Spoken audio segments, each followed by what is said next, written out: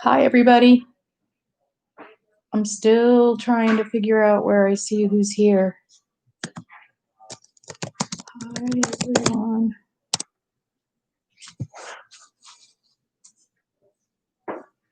Okay, well, I guess we should get started. I don't see anybody, but I'll go ahead and get started. And if people don't show up, then you can actually come back and look at it later and actually leave comments later if you want to when you look at it. Because I was thinking, I kind of went through and got some statistics, and I kind of went through and some of the things that I struggled with am addressing. I know everybody's different. Everybody's experiences are different. But if you leave something that you would like to discuss, then we can do that on the next one. And I don't know, I think I did on one video, but I don't know that I did it on every one of them. It's 7 p.m. Central Standard Time. So just so you know what time zone I'm in. So I went to the CDC and I checked out some of the stats on drug addiction. So, and theirs is of deaths. So drug overdose deaths continue to be an epidemic, actually. But for the first time since 1981, in 2018, the numbers went a little bit down. But before that, every single year, the number of deaths rose. So in 2017, there was 72,000 drug overdose deaths. In 1999, there was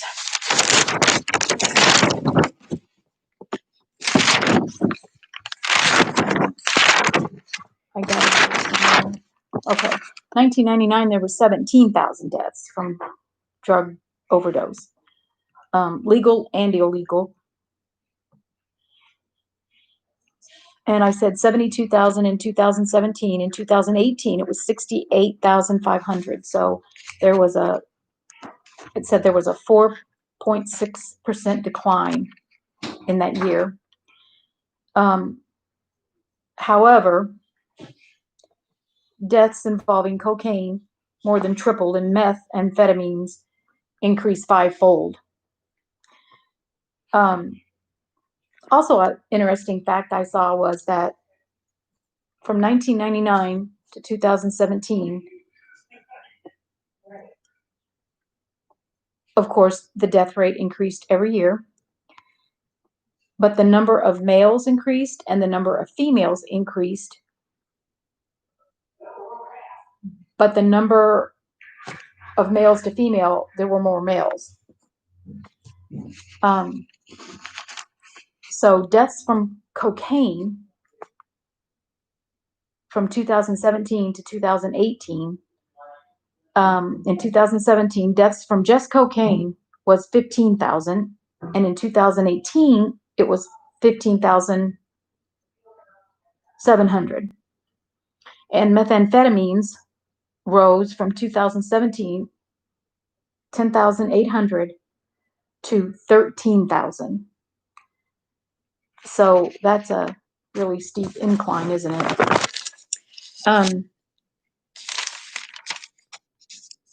Actually, drug addiction is the leading cause of injury-related deaths in the U.S. When you drug overdose, they consider that an injury, but it included, like my daughter, she passed in a car wreck, but it was just the one car and no one was with her. But ultimately, it was the drugs that did it. She had meth, Xanax, and marijuana in her system. Also, some of the facts were that on average, 130 people die every day from opioid overdose. Illegal or legal, because you can get them with a prescription. But the CDC is working to prevent opioid misuse and deaths. They conduct surveillance and research and overdose data to action in 47 states of the 50. They support providers, healthcare systems, and payers. They have strict guidelines that everyone has to follow. So it's now harder to get narcotics for pain for that reason. They also partner with public safety, firefighters, police officers, things of that nature, to ID overdose threats and reverse overdose and link them to treatment. They are making efforts to empower the consumers to make informed and safe choices. They created prescription awareness campaigns. They are educating on the dangers and risks. They have videos, they have radio spots, social media, signs, billboards, and online ads. And you can go to the CDC and there's a long list of anything you could possibly want to know about, and fact sheets that you just follow that link and it takes you where you need to go. One of them will take you to the I think of what I'm looking for. The Surgeon General, to that site. And depending upon what link you follow and where you go, there's also one that will take you to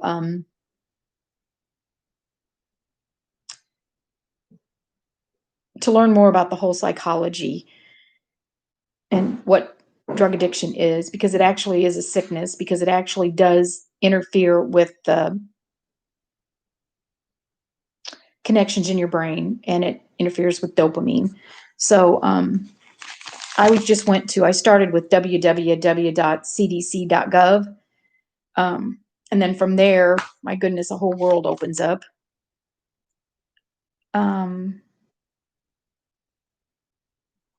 And if you are taking 2 different opioids or narcotics,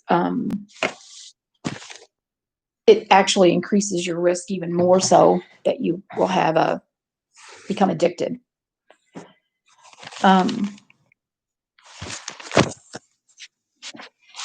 So you can learn the risks and the dangers, and there's a link and you can learn about Narcan, or it's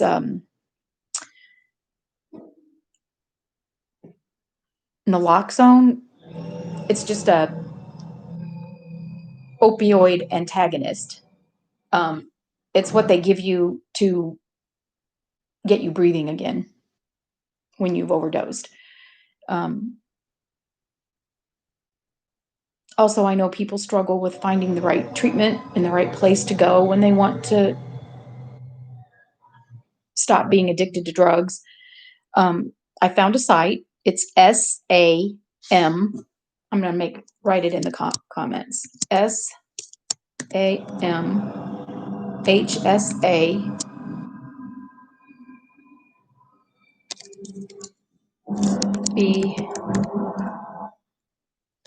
Behavioral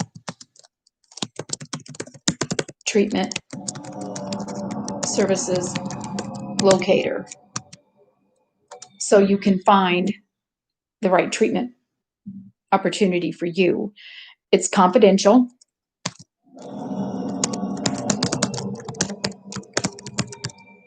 And anonymous.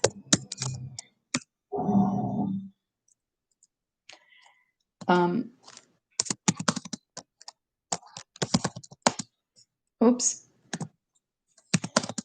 You put in your address or city that you live in or your zip code to find something. And actually, their helpline, they have you can go to findtreatment.gov. They have 24/7. There's a suicide prevention lifeline. Okay, so it's 24/7, and it's a suicide prevention lifeline. The number is 1-800-273-TALK or 8255. And it's 24/7, like I said. And then they have a national helpline,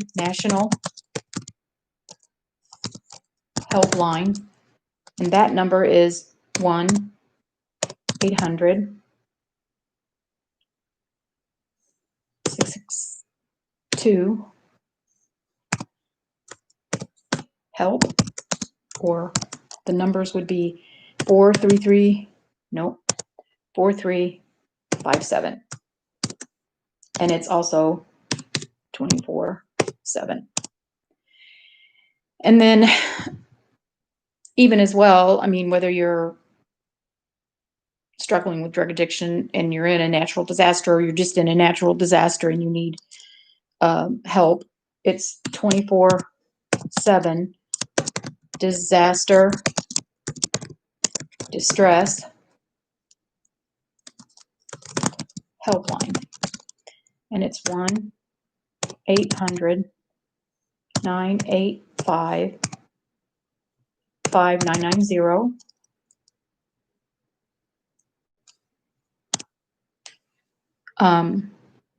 You can go to findtreatment.samhsa.gov. You can find facilities for veterans,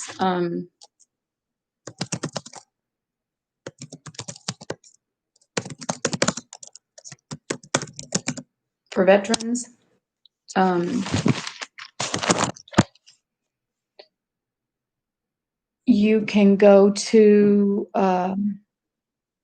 they have a core state violence and injury prevention program that addresses child abuse and neglect, traumatic brain injuries, motor vehicle crash injury and death, sexual violence, any kind of violence. They also have different organizations that help fund drug-free communities. One of the organizations, ONDCP, the recipients of their grant are awarded up to $125,000 per year. And the local drug crisis grants are funded at $4 million to enhance drug-free communities, efforts by creating sustainable community-level change to prevent and reduce the use of illegal opioids or methamphetamines, and other drugs, and the misuse of prescription medications among youth. And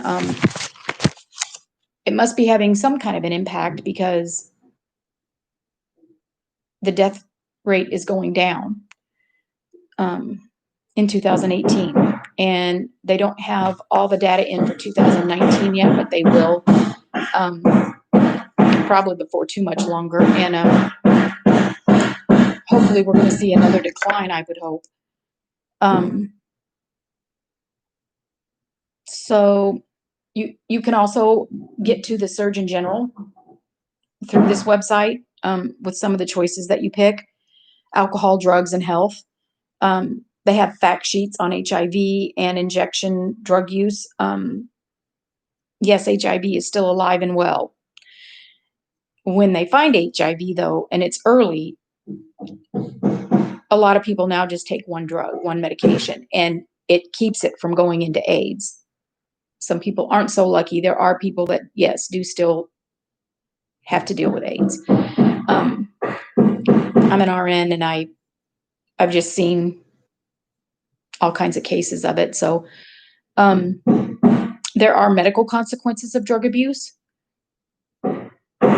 Some of the short-term changes could be in your appetite, your wakefulness, your heart rate, your blood pressure. Let's see, your mood. It can cause you to have a heart attack, and it can even cause you to have a heart attack and die the first time you use it, especially if you have a medical condition that you're not aware of yet. Also stroke, psychosis, overdose, and death. And like I said, death can occur on very first use. Some of the long-term, well, if you have a heart attack and die, that's short-term. But sometimes you can have a heart attack and it doesn't kill you, but you have long-term effects from that. Also heart and lung disease, cancer, mental illness, HIV, AIDS, hepatitis, addiction. And actually, this is a brain disorder because I think I mentioned it early. It interferes with the receptors in your brain and something to do with dopamine. I'm actually working on finding out everything I need to know about that topic as well, because a lot of people don't even realize that addiction is a disease.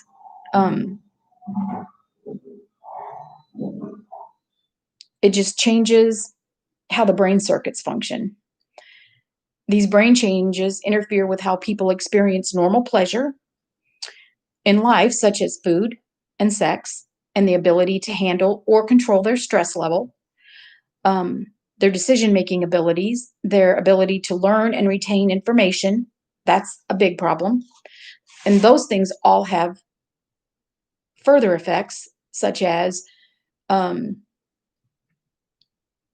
it's very difficult for someone, not impossible, but it's difficult for addicts to be able to get off the drugs and stay off the drugs. Even when it's having a negative effect on their life, and even when they want to really bad. I think the biggest thing, and I saw this with my daughter, is that she didn't want to get away from her friends, which just set her up for failure. You do have to get away from the people that you're with when you're addicted to drugs. You have to have the want to be cured. And then you find a program, you stay around people that are going to support you and just give you the support that you need. Because otherwise, you can't be successful. It can also have indirect effects to the people who take the drugs and the people around them. It ruins relationships of all kinds. Parental relationships, girlfriend, boyfriend relations, cousins, aunts, uncles, grandma, grandpa, uncles, aunts, friends that you've had for a lifetime sometimes, a spouse.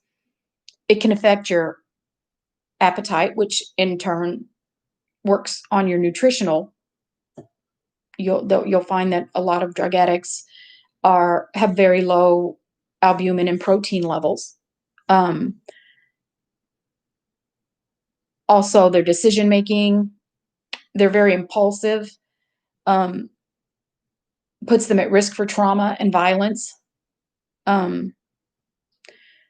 Drug use can also affect babies born to women and to very young girls who use drugs while they're pregnant. And sometimes the babies don't make it. Um, Broader negative outcomes may be seen in education level because they're not able to learn and retain information. Employment for that same reason. Um, and the behavioral changes, housing, relationships, and criminal justice environment. Um, most addicts at some point sell as well to make money. And I know that once you're in the healthcare system and you go from emergency room to emergency room trying to get pain medication, hospitals can see that information. And so it then develops into an issue with them prescribing those for you now. Because they've cracked down on opioid prescriptions and the guidelines with pharmacies and doctors and hospitals and healthcare systems, insurance companies. So they don't make it as easy as it used to be. Links that connect you to how very, oh, I don't remember if it was on this same page, but in there are links that connect you to how various drugs affect different parts of the body and disease risks from it. Because when you take illegal or legal substances and abuse them, there is always a consequence, and you will always have some kind of a adverse outcome, whether it be your heart, your kidneys, your liver, your lungs, your brain. The psychosis that people get are very real, and sometimes it's very hard to treat, and it's very hard to keep it under control sometimes too.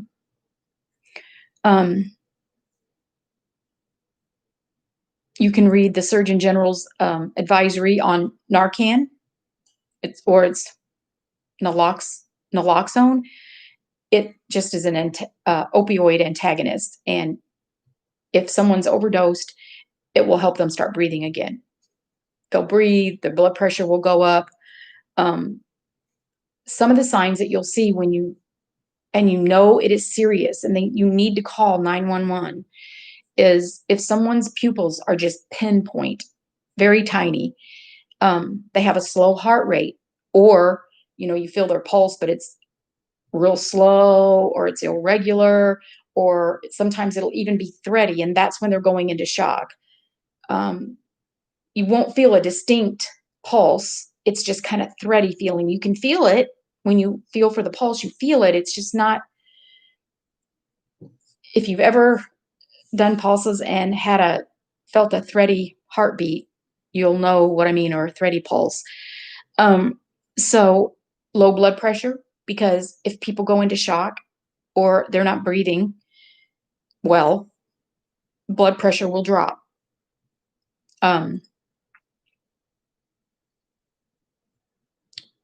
Neurological things that it can lead to is postural hypotension.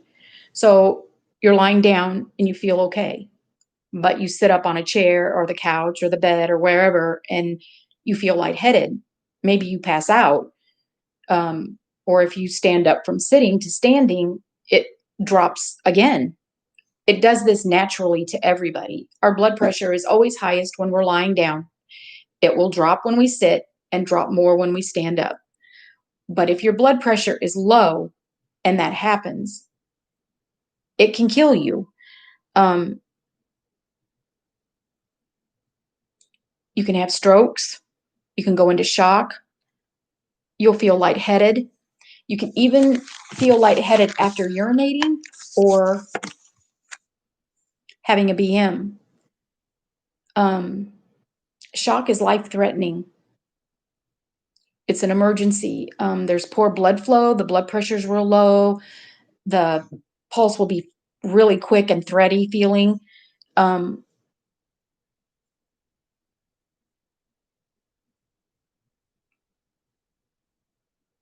And some other causes that can cause shock actually is um, sepsis infections. You've got a infection somewhere in your body and it is not treated, and it will get in your bloodstream and it will be systemic. It will go everywhere.